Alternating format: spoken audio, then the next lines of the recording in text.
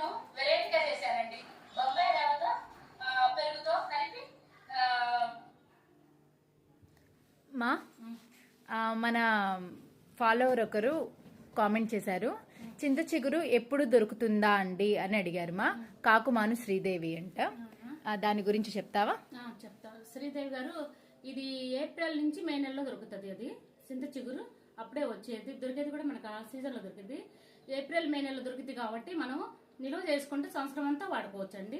నేను నిల్వ చేసి పెట్టుకున్నానండి. సంవత్సరం అంతా దీన్ని కడిగి ఆరబెట్టుకున్నానండి. చింత చిగురిని తీసుకొని చూడండి, చింత చిగురు తీసుకొని కడిగి ఆరబెట్టుకున్నాను. దాని తేమంతా ఆరిపోయిన తర్వాత మిక్సీకి వేసుకున్నానండి. నేను ఉప్పు పసుపు వేసుకొని, దానికి తగ్గట్టు ఉప్పు పసుపు వేసుకొని మిక్సీ చూడండి కచ్చా పచ్చగా పట్టుకున్నాను. అది కూడా మెత్తగా పెట్టుకోలేదు చూడండి, పొడి పొడిగా ఎంత గ్రీన్ కలర్గా ఉందో చూడండి. మిక్సీ పట్టుకొని ఈ డబ్బాలలో స్టోర్ చేసుకొని మనం డీప్ ఫ్రిడ్జ్ లో పెట్టుకుంటే సరిపోతుందండి. నేను సంవత్సరం అంతా వాడుతానే ఉన్నానండి. మధ్య మధ్యలో చేపలలో వేస్తున్నాను, పప్పు చేస్తున్నాను, పచ్చడి చేస్తున్నాను.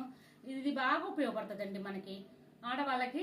చింత చిగురు ఎప్పుడు కావాలంటే అప్పుడు వండుకోవచ్చు. మే నెల సంవత్సరం వచ్చేంత వరకు ఎదురు చూడకుండా ఆ టైంలో మనం వాడుకోవచ్చు. హెల్త్ బెనిఫిట్స్ కూడా ఉన్నాయా? దీనికి బాగా చాలా అసలు మందు లేనిది కదా ఇది. చింతకాయలకి చింత చిగురికి మందే ఉండదండి. ఇది చెట్టు మన ప్రకృతి ఇచ్చేది కదండి, అది బాగుంటుంది అండి, చాలా బాగుంటది. మీరు మాత్రం తీసుకుని ఇలా స్టోర్ చేసి పెట్టుకోవచ్చు అండి. మన సంవత్సరం అంతా మళ్ళీ నాకు ఏప్రిల్ మే నెల దాకా ఉంటుంది చూడండి. సంవత్సరం అంతా నిల్వ 2 డబ్బాలకు పెట్టుకున్నానండి నేను. ఒక డబ్బా అయిపోయింది, ఇప్పుడు ఇంకో డబ్బా కూడా సగం అయిపోయింది చూడండి. చాలా బాగుంటుందండి, ట్రై చేయండి, ఈసారి ట్రై చేయండి.